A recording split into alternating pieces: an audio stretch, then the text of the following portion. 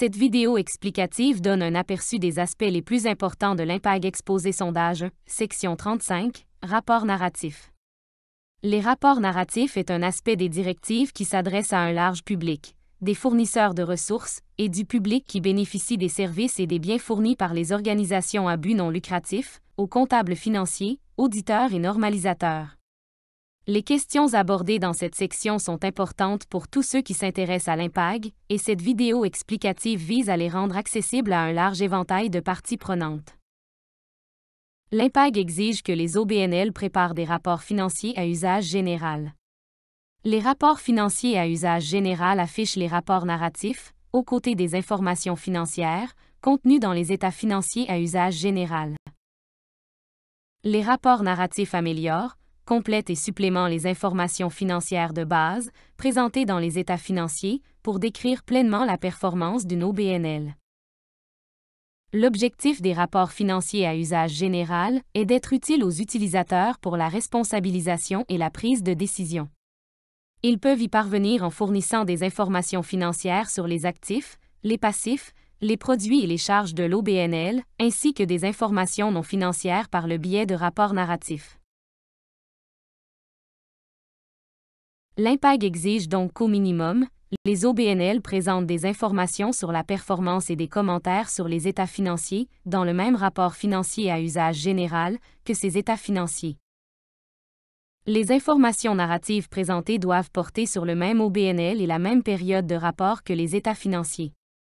Lors de la sélection et de la présentation d'informations narratives, les OBNL sont tenus d'appliquer les mêmes caractéristiques qualitatives et contraintes généralisées, applicables aux informations incluses dans les états financiers. L'application des caractéristiques qualitatives signifie que le rapport narratif doit répondre aux critères suivants. Il devrait fournir une représentation fidèle des opérations et des activités de l'OBNL. Fournir des informations pertinentes, susceptibles d'influer sur les décisions prises par les utilisateurs, c'est-à-dire des informations matérielles. Les informations doivent être comparables entre les périodes de déclaration, vérifiables, et fournies en temps opportun. Et ils doivent être compréhensibles par les utilisateurs des rapports financiers à usage général. En outre, les OBNL sont tenus de s'assurer que les informations sur les performances et les commentaires des états financiers présentés sont justes et équilibrés. Cela signifie qu'il doit s'agir d'une vision objective et non biaisée d'une manière qui ne reflète pas la réalité. Pour déterminer si le rapport narratif est juste et équilibré, le guide de mise en œuvre de l'IMPAG indique que les OBNL doivent prendre en compte des questions telles que: le rapport narratif exagère-t-il ce qui a été réalisé? L'accent est-il trop mis sur les réussites, à l'exclusion des activités qui ont été moins réussies? Le rapport est-il délibérément sélectif, avec des éléments omis afin de dépeindre une vision particulière des activités ou de la situation financière de l'OBNL? Et le rapport narratif présente-t-il les informations dans leur contexte approprié? Dans des circonstances exceptionnelles, l'IMPAG prévoit que les OBNL sont autorisés à ne pas déclarer des informations sensibles. Les informations sensibles concernent des aspects du rapport narratif qui, s'ils étaient déclarés publiquement, compromettraient la sécurité ou le bien-être des personnes travaillant et faisant du bénévolat pour l'OBNL, ou de ceux à qui il fournit des biens et des services, ou pourraient autrement nuire à la capacité de l'OBNL à remplir sa mission. Compte tenu de la diversité des objectifs des OBNL, il n'est pas possible de fournir une définition, ou une liste exhaustive, des activités pouvant donner lieu à de telles informations. Cette exemption vise à inclure les situations où il existe un risque, y compris de préjudice physique, pour le personnel, les bénévoles ou les personnes qui collaborent avec l'OBNL. Ou des situations qui provoqueraient une perturbation importante et continue des activités opérationnelles de l'OBNL. Des exemples d'informations sensibles ou préjudiciables à la mission pourraient inclure des informations qui identifient la nature des activités entreprises, des informations qui révèlent la portée des activités géographiques, ou des informations qui identifient les individus, les communautés ou les groupes qui bénéficient des services et des biens fournis. Les OBNL sont tenus d'indiquer dans le rapport narratif que cette exception a été utilisée, en précisant que le rapport a été préparé conformément au paragraphe pertinent des IMPAG. Aucune information n'est requise qui aurait pour effet de mettre en évidence la nature ou la substance des informations sensibles. Cette exception ne peut pas être utilisée pour cacher de mauvaises performances ou d'autres problèmes.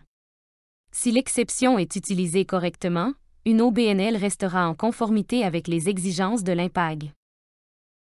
IMPAG rend obligatoire la déclaration de certaines informations. Cette exigence obligatoire met l'accent sur l'information sur le rendement et les commentaires sur les états financiers. L'IMPAG exige qu'une OBNL présente ses objectifs de performance et ce qu'il a fait au cours de la période de référence pour atteindre ses objectifs de performance, et aussi pour fournir des « commentaires » qui discutent et analysent les états financiers de l'OBNL. Lors de la présentation des informations sur le rendement et des commentaires sur les états financiers, les OBNL sont tenus de fournir les informations suivantes. Un aperçu de l'OBNL. Informations sur les performances. Objectifs et stratégies financières. Une analyse des états financiers. Et risques et incertitudes. Nous examinerons tour à tour le contenu suggéré pour chacun de ces domaines.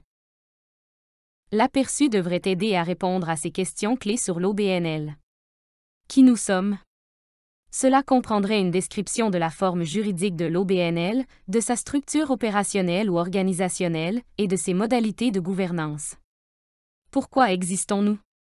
Cela comprendrait une description du but de l'OBNL, de ses objectifs clés, des personnes qu'elle cherche à aider, et des résultats et de l'impact qu'elle cherche à atteindre. Et qu'est-ce qu'on fait? Cela comprendrait une description des principales activités de l'OBNL, de l'environnement dans lequel elle opère, des services et biens qu'elle fournit et de la manière dont elle travaille avec d'autres entités pour atteindre ses objectifs. Les informations sur le rendement visent à permettre aux utilisateurs de comprendre les objectifs et les cibles de rendement de l'OBNL, ce qu'il a fait pour atteindre ses objectifs, et ce qu'il a réalisé au cours de la période de déclaration. Les objectifs de performance doivent être liés à la discussion dans la section d'aperçu sur la raison d'être de l'OBNL. On s'attend à ce que les objectifs de rendement découlent de la raison d'être de l'OBNL. Cette section doit indiquer ce que l'OBNL a l'intention d'accomplir, maintenant et à plus long terme, et décrire comment l'OBNL prévoit d'atteindre ses objectifs. Les OBNL devront faire preuve de jugement pour s'assurer qu'ils fournissent des informations utiles aux utilisateurs. Les OBNL doivent se concentrer sur les activités ou les objectifs qui sont surveillés par la direction de l'OBNL, de sorte qu'il y ait un alignement avec la gouvernance interne. Les objectifs de rendement ne doivent pas être créés uniquement aux fins du rapport narratif. Les mesures de rendement et les descriptions qui démontrent ce qui a été réalisé dépendront de l'OBNL et de ses objectifs de rendement. Les informations peuvent être quantitatives ou qualitatives, numériques ou descriptives. Les mesures quantitatives fournissent une mesure numérique pour évaluer la performance. Par exemple, la quantité d'un bien fourni, comme 10,000 kits médicaux d'urgence. Les mesures qualitatives fournissent une mesure non numérique permettant d'évaluer la performance. Par exemple, si les utilisateurs des services ont évalué une intervention comme étant de qualité élevée, moyenne ou faible. Les descriptions qualitatives fournissent une description non numérique permettant d'évaluer les performances. Par exemple, des descriptions d'entrevues avec des personnes soutenues par une OBNL. Les OBNL doivent rendre compte de leurs objectifs et stratégies financiers. Notez que cela diffère de la section précédente sur les objectifs de performance. Dans cette section, les OBNL doivent discuter de leurs objectifs et stratégies concernant la situation financière, les produits et les charges, les composantes de l'actif net et les flux de trésorerie. La description narrative doit être faite de manière à permettre aux utilisateurs de comprendre les objectifs et stratégies financiers de l'OBNL. Les ressources que doit gérer l'OBNL pour les atteindre. Et comment ces objectifs et stratégies financiers soutiennent la réalisation des objectifs de performance de l'OBNL. Étant donné que les OBNL existent principalement pour offrir un avantage au public, plutôt que pour générer des rendements financiers pour les investisseurs, les objectifs et stratégies financiers sont susceptibles de découler des objectifs de performance de l'OBNL. Les objectifs financiers peuvent, par exemple, concerner l'amélioration de la résilience financière ou la croissance des ressources. Le cas échéant, une OBNL devrait également discuter des changements importants dans ses objectifs et stratégies financiers par rapport aux périodes précédentes, et de l'impact que cela peut avoir sur la réalisation de ses objectifs de performance. Les OBNL sont tenus de fournir une analyse des changements et tendances importants. Par exemple, l'évolution de la situation financière, des produits et des charges, des composantes de l'actif net ou des flux de trésorerie. Il faut faire preuve de jugement pour s'assurer que l'accent est mis sur les éléments significatifs et importants des états financiers. L'OBNL ne doit pas se contenter de répéter les informations présentées dans les états financiers. L'objectif est de fournir un contexte aux utilisateurs afin que les états financiers puissent être plus utiles à des fins de reddition de comptes et de prise de décision. Si, à des fins d'analyse, des ajustements sont apportés aux informations des états financiers, ces ajustements doivent être déclarés. La nature des ajustements et les raisons pour lesquelles ils ont été effectués doivent également être déclarées. Dans le cadre de cette analyse des états financiers, l'OBNL devrait également fournir des informations sur tout impact sur la réalisation de ses objectifs de performance.